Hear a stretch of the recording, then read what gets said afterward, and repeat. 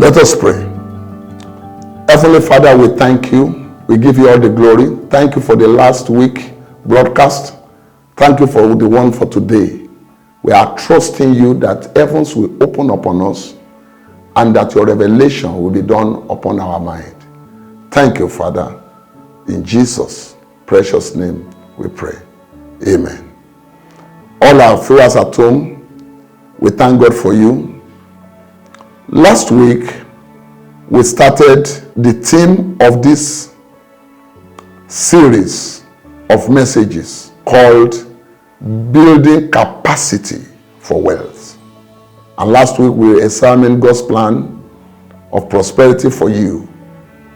And today, like I promised last week, that we'll be talking about money and mindset. I want to take the word of God from 3 John verse 2.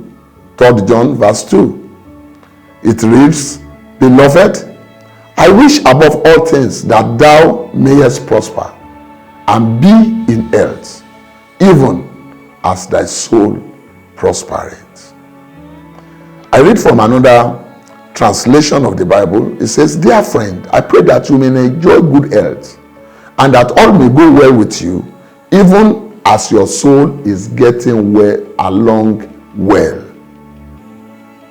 Viewers, in my last broadcast, I did say that God did not have money, so to speak, when he created the heavens and the earth, but that he did have thoughts, which he did convert to words, and through his words, he created heavens and the earth. But today, I want us to examine the kinds of thoughts that will bring wealth to our material world. You know, of course, that there's no man on earth without thoughts. Thoughts are what everybody has, but those thoughts must be examined, because every thought will eventually find its material equivalence. In the verse we have just read, one thing stands clear, that real wealth or poverty begins with the soul or mind. Real wealth must first be in the mind before it is seen in our physical world. That's why it says, Beloved, I pray that you may prosper in all things. It was a prayer.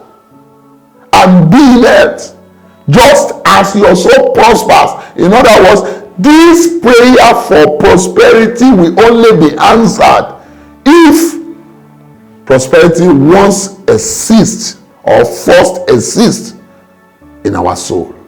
Don't forget that our soul is a compartment of three things: our feelings, our emotions, and then our will. Our mind is where we think. Our emotions is where we feel, and our thoughts. So this place is very, very crucial in a man's life. The meaning of this verse is that prayer for prosperity in all things will only be answered if our soul or mind is first prosperous. Dear friend, we can't be praying for prosperity and yet be thinking poverty and expect results. It won't happen. We can't be praying for abundance and be thinking scarcity and expect abundance. It won't happen. We can't be praying for surplus and yet we are thinking about minus. It's certainly not going to happen. You know, the principle of God's word is this: as he thinks in his heart, so he is. Proverbs chapter 23 verse 7. So, whatever exists in your mind will find its way outside your life. Friends, you can't be greater than your thoughts of your mind. Whatever happens in your life is once your thoughts. That's why if you want to change your action, or you want to change what you are seeing in your physical world, the first place to begin is the mind. Because it is what we think that produces how we feel, and it is how we feel that produces our behavior. So if you want to change the action of a man, you don't begin to focus on the action. You focus on what that man is thinking. That's why when people who are into robbery, who are into many things, when they want to reform them, the first thing they do is to de-radicalize their mind, because they know that all their actions are based on what they are thinking. In Genesis chapter 11, we have a man called Nimrod. This man mobilized people to build a tower whose height will reach heavens. And before they began the project, along the line, the proposed project got the attention of the Almighty God.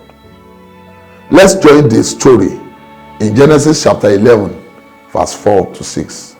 Genesis chapter 11, verse 4 to 6.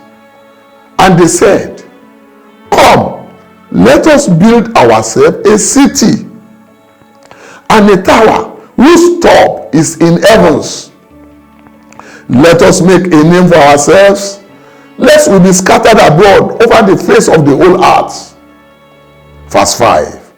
But the Lord came down to the city and the tower which the sons of man had built. Take note of that. Had built. Past tense participle. They have finished it already in the sight of God, and yet in the physical world they were still proposing it. Why? Because it was already in the mind. Whatever is in the mind is finished already. If prosperity is in your mind, guess what? It is a matter of time. It will soon get to your hand. I see God changing you. I see a life transforming power of God changing you. I see great tomorrow in your life. I can see the hand of God touching you right now. Whatever may be what you are going through now, I decree in the name of Jesus, may the power of God, the anointing of God, bring transformation into your mind, which will transform your life ultimately. May that be your portion in the precious name of Jesus. Amen. So, God came down to see the tower which the sons of men had built, and yet they were still proposing to build it. Now, what is the logic behind it? Please follow me to verse 6. In verse 6, it says, "And the Lord said, indeed, the people are one, and they all have one language. And this what they begin to do." Can you see God saying, they have just begun to do it, they have not finished it. But look at what God said in the previous verse. He said, they had built. He said, this thing they begin to do. Now, nothing that they propose to do will be withheld from them. Now, we can now look at that verse 6 in the King James Version. It brings it out clearly. In verse 6 it says, "And the Lord said, behold, the people is one, and they have all one language. And this," take note, "they begins to do, and now nothing," take note, "nothing will be restrained from them which they have imagined to do." Take note of the word imagined. So the thing was in their imagination. The word imagination simply means image formation. In other words, those people who are planning to build the tower, they have already seen a picture in their mind. They have already seen a picture of that tower in their mind. My dear viewers, do you know something? Whatever you see, you cannot doubt. It is only a fool who doubts what he can see. Now, this is a glass cup. I can see it. If somebody tells me that this is a glass cup, there's no way I can disbelieve that. There's no way I can doubt that. Why? Because I can see it. This is a table. Why? Because I can touch it, I can see it. So these people, they have imagined the tower. They have seen the tower. And you know, that realm of imagination is a realm of possibility. When you see something in the realm of the spirit, when you can see greater tomorrow, I tell you, faith is born. And you know what the Bible says? It says, if you can believe, all things are possible to him who believes. If what I see, I can believe. If what I see, I cannot disbelieve. Then, whatever I see is a possibility. Because Jesus said, if you can believe, all things are possible. So the realm of imagination, where you see a better tomorrow, is a realm of possibility. You know, my advice to you, my dear viewer, is that we need to work on our imaginations. We need to work on our mind. How do we do that? Information.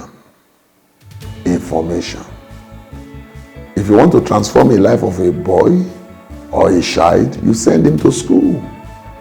Through that information, that boy, that guy that is innocent today, that is ignorant today, he become a lawyer tomorrow.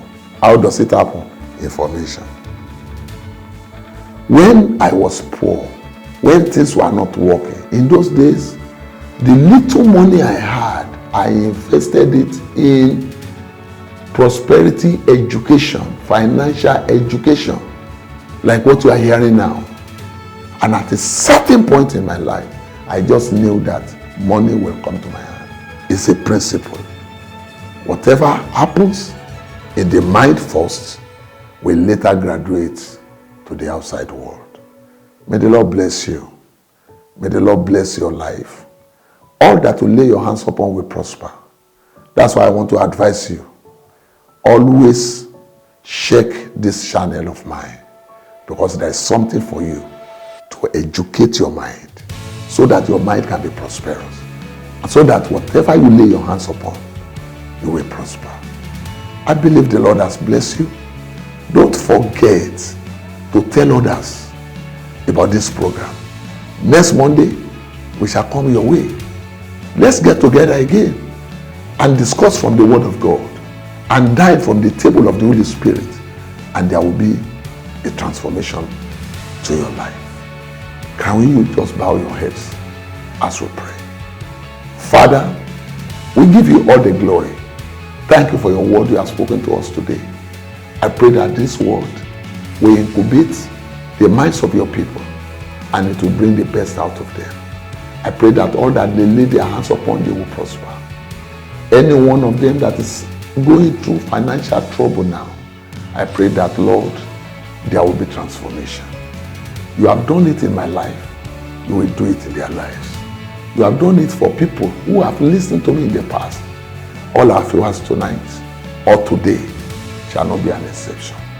I give you all the glory. I give you all the honor. In Jesus' precious name, we pray. Thank you for listening to this broadcast. We thank God for your life. Dear viewers, don't forget this.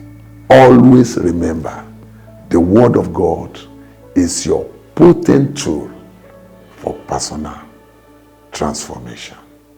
God bless you. I see you on Monday. God bless you.